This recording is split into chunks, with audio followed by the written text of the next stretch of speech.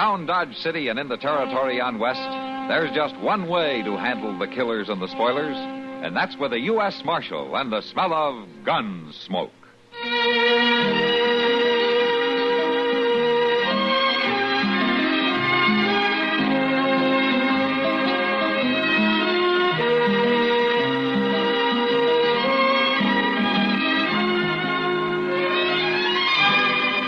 Gunsmoke, starring William Conrad. The story of the violence that moved west with young America.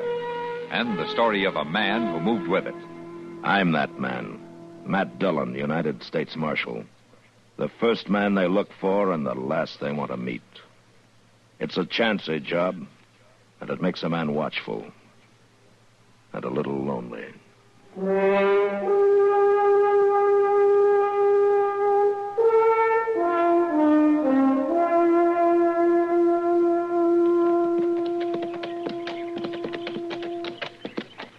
I sure would like to turn off here and go down to that stream and catch me a mess of fish, Mr. Dillon. Even the fish have enough sense to lie low under a noon sun like this, Chester.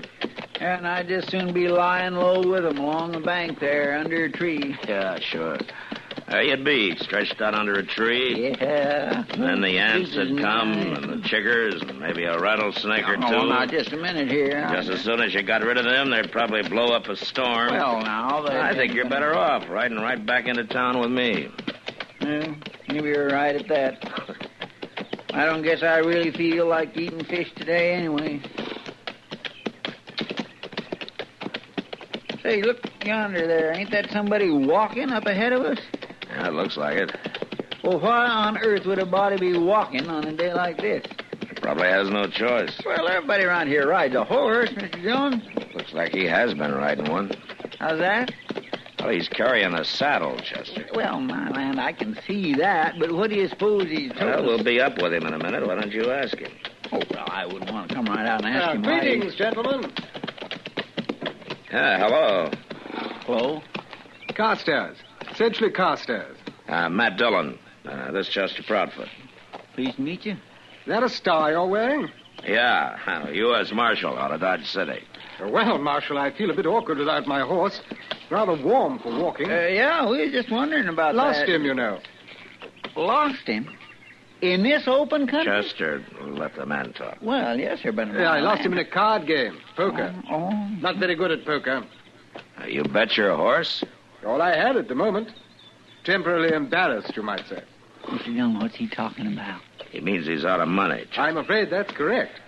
But you didn't lose your saddle, huh? Oh, I didn't wager my saddle, sir, no. That's the only one I've found to give me any comfort in your American style of riding. I feel I must keep it. That's a good idea in case you got another horse. Oh, I mean to win him back. That's one reason I'm heading for Dodge City. Who'd you lose your horse to? A chap named Pete Knudsen. We came up together driving cattle from Texas, but he gradually won everything I had, and last night he won my horse. So, now I'm afoot. Pete Knudsen's a mean man in a poker game. He's a mean man out of one, too. If he weren't so mean, I might not be so determined to win back my horse, Marshal. I see. Well, at least we can give you a lift into town. You climb up behind me. You take his saddle, Chester. Yes, Mr. Dillon. There you go. That's very sporting of you. Perhaps I can repay you sometime. Just don't try too hard to repay Pete Knudsen. It's somewhat an affair of honor, you know. You'd be better off just to think of it as a poker game and leave honor out of it.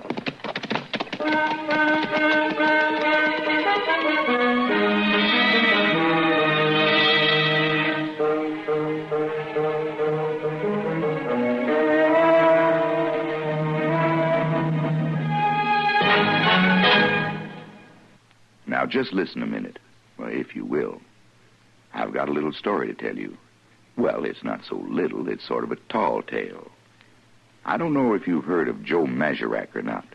If you've never worked in steel, then you probably haven't. But he was a legendary giant whose body was made of pure steel. It was Joe who invented riveting. Joe would stand there shaping rivets out of the hot steel with his thumb and fingers, and while the rivets were taking shape, he'd punch holes in the girders or plates with his little fingers. Then he'd plug the rivets into the holes and pound them over with his knuckles. Worked so good that They invented riveting machines to take his place on jobs he couldn't get to. Joe was a busy man, you bet. But in between jobs, he couldn't just stand around doing nothing, so he'd stockpile cannonballs, making them out of white-hot steel the way little children make snowballs, by rolling them in their hands. For entertainment, Joe used to have what he'd call a taffy pull, only he'd use steel instead of candy. And as he stretched it out, his fingers would be shaping it. When he finished each long tug, he'd break it off and lay down another length of rail to cool. Guess half the rails of the B&O were made by Joe at his taffy pulls. Yes, Joe Mazurek was the spirit of the steel industry, the spirit of those men who worked and sweat before the open hearths of the Alleghenies, who laughed and bragged about the strength of their giant while they turned out the finest steel in the world. Some of that steel was Joe Mazurek himself, to hear them tell it. It seems that during the year of the big layoff, when the steel mills couldn't get metal to process, why, Joe, he melted himself down in the flames of hearth number 7 so as America could maintain its steel supply. Yes, old Joe was quite a legend, wasn't he? Say, isn't it nice being citizens of a country where you can laugh and talk about things free as a breeze, and write and read and worship, too? Yes, sir. Maybe you don't think about it much, but you should.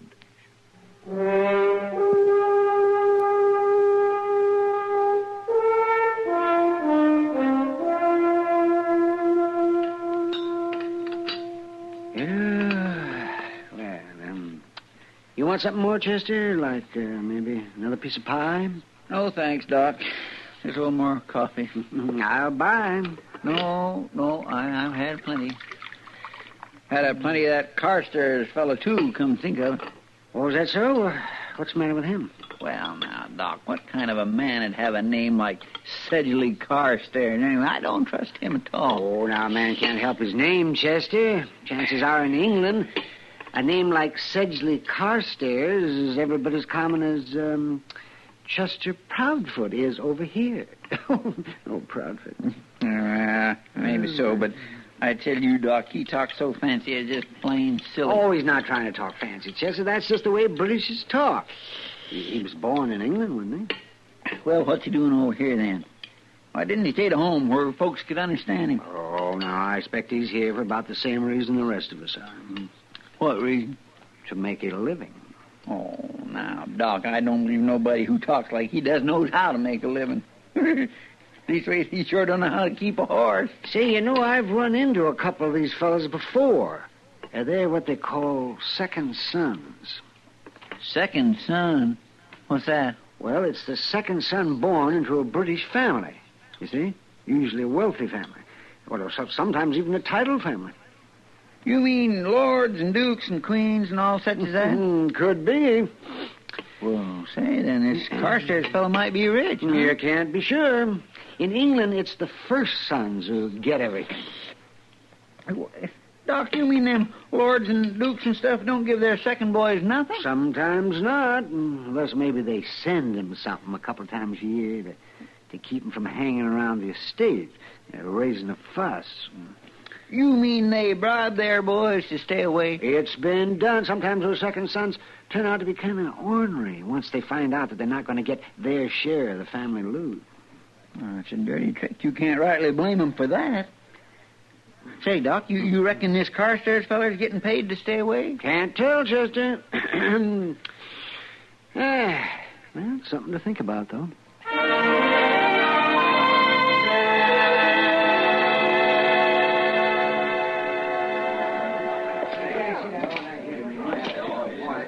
Give me a beer, will you, Sam? I'll take it over to the table. Sure, Marshal. Here you go. No, thanks, sir.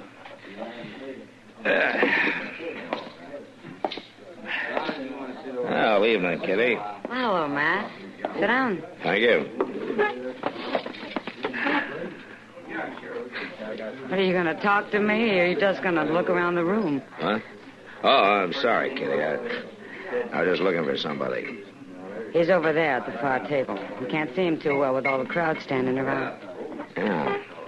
Now, how'd you figure I'd be interested in Carstairs? Well, everybody's interested in him. I hear he's the willingest poker player to hit Dodge since the Santa Fe Railroad gangs. And the willingest loser. He doesn't seem to care who he loses it to. So he keeps on playing. I wonder where he gets his money. Well, they say all he has to do is walk into the bank and he comes out with all the money he wants. It could be gossip, you know. Yeah. He was down to betting his horse a few days ago. You worried about him, Matt? No, not exactly worried, Kitty. But he's a likable fella. I just hate to see him losing all his money. I wonder why he's doing it. He wants to learn to play good enough poker so that he can sit in on another game with Beat Knudsen. He wants to win his horse back. Well, you can't blame him for that.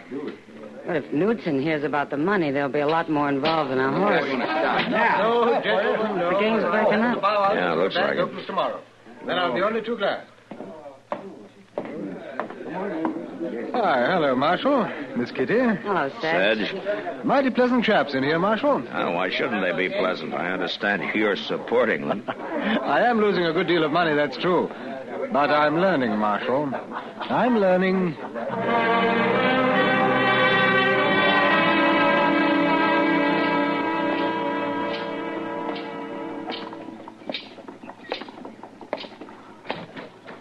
Well, good day, Marshal. You must have opened the bank this morning, Sedge. Oh, no, Marshal. Mr. Botkin was there, and the bank was open for business, but... Oh, you're joking me, huh? You better get that money out of sight. Seems hardly worthwhile, does it? I lose it as fast as I get it. Yeah. Sedge, I'd like to talk to you about that. Oh, it's my money, Marshal. Nothing shady about it. I'm not worried about that. I just think maybe you ought to be more careful, that's all. Careful. Yeah, there's talk all over town that you're a rich man. For somebody as free and easy with as money as you are, it could be dangerous. Then you haven't a worry in the world. I'm certainly not a rich man. Maybe you ought to quit acting like one. Oh, it's just that my latest bank draft was waiting for me here when I got to town. Bank draft? Yes, from London. They send me a remittance check twice a year, Marshal, to keep me safely on this side of the ocean. Huh? But it'll be gone soon. Well, it's your business. Just make sure that you don't lose more than your money. Well, thank you for your interest, Marshal. Now, if you'll excuse me... Yeah. I'll see you later, Sedge.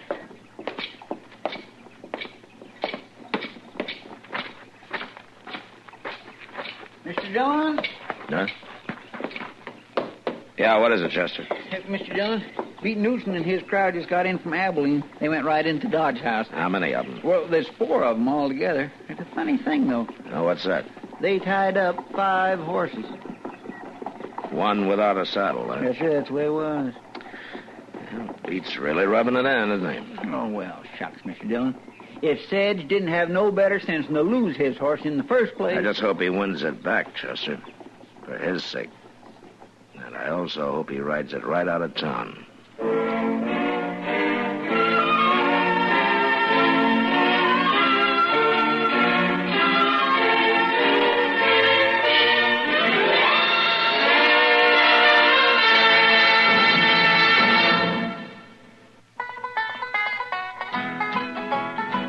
This land is your land. This land is my land. This land was made for you and me. Stephen Foster came from Alabama, and Al Jolson was always Alabama bound. Even though there was no particular validity to these claims, there was a definite sincerity behind them. For Bama has a sense of charm and hospitality unlike any other state. Maybe Stephen Foster didn't come from Alabama, but Helen Keller did. And so did a lone wolf train robber named Rube Burrow.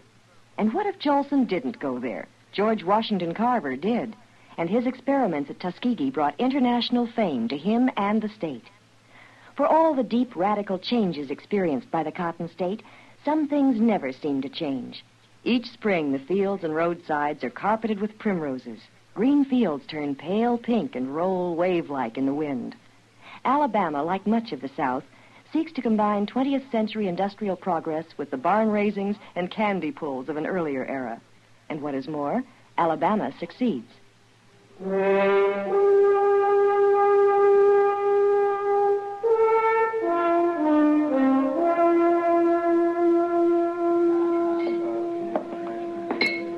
Hello, Knudsen. It's about time you showed up. I thought you'd be down to the Long Branch by now. What do you mean by that? Well, the whole town's been waiting for you to come in so you could play poker with that English fella. Why should I play poker with him? I already cleaned him out. I even got his horse. Yeah, that's what he wants to win back. I don't know why he put such a store by it, though. Why, he could buy a string of horses if he wanted to. You been winning? Sedge, win money? Why, not hardly, but that don't matter. What? Well, he's rich. He is? I mean, you didn't know that? Well, he didn't have no money on the way up from Texas. Well, it just come. It come from London, England, to the bank. Well, he goes and gets some every day. I hear tell he got another big wad this morning. You know what you're talking about. Well, anybody'll tell you. Well, maybe I will just mosey down there and play a little poker after all. Got to give the man a chance to win back his horse. Sure.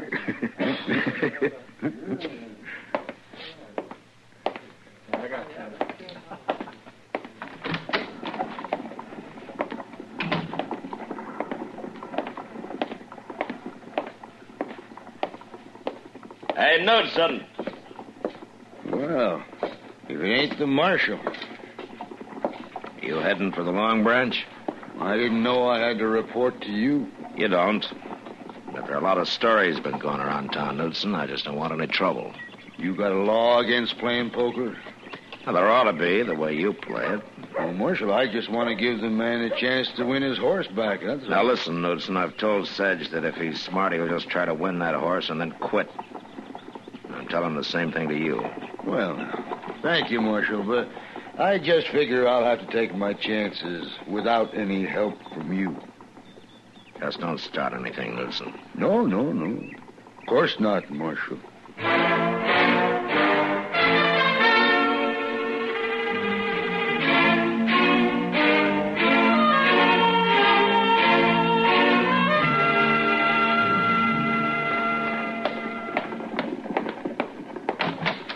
Mr. Dillon, there's something downright peculiar going on around here. What? Well, that English fella, he won back his horse from Beat Knudsen. He did? Mm-hmm. Well, it looks like Carstairs' luck has finally changed, doesn't it? No. Old Beat stood pat on a pair of sixes. Now, you know he never done a thing like that before in his life. Oh. And he let Carstairs win. Yeah, but that's not all. They all went off to the livery stable, Knudsen and his crowd, to get the horse. Friendly as you please. Knudsen had a jug, and they was getting old Sedge all liquored up. Well, it don't make sense, but... Are they still there? That's what I was getting at. They rode off out of town. Well, come on, Chester. I think maybe we better follow him.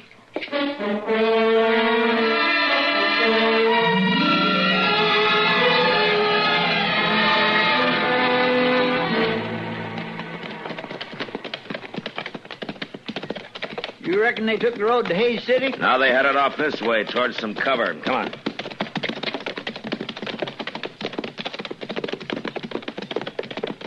I'm gonna play a hunch, Chester. Isn't there a deserted shack just over the rise? Yes, sir, there is.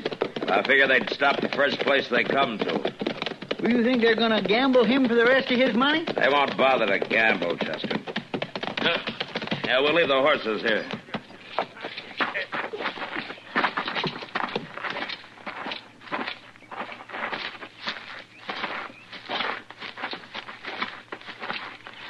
Yeah, there it is. 4 horses out in front. All right, listen, Chester, you keep low and you go up to the window on the left side there, see? You think you can make it? Yes, sir, I can make it. All right, good. Now I'll go around to the front. When I get to the door, you cover me through the window. All right, you ready? I'm ready. Come on, then.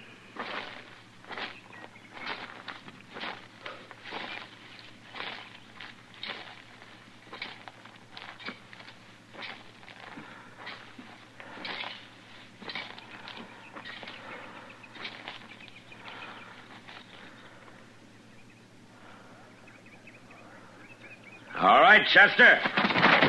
You're covered, Knudsen. Drop your gun. I know it. Either of you two want to argue? Not me, Marshal. All right, climb through the window and get their guns, Chester. Yes, sir. Now stand him up against the wall. Yes, sir, I will. All right, step lively. You move along, both of you. Come on.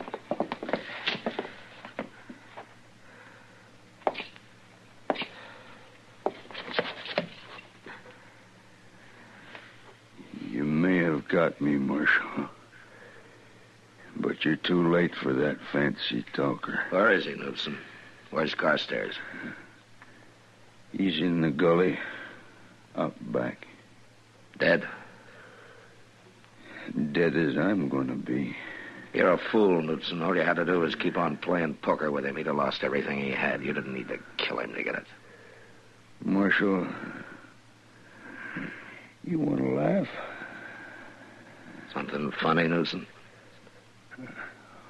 All that money they talked about,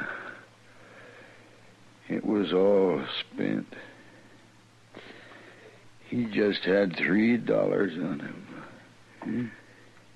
$3.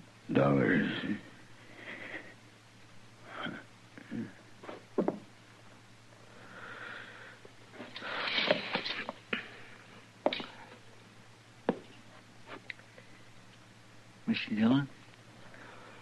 You know, Chester, a man's life should be worth more than $3. A lot more.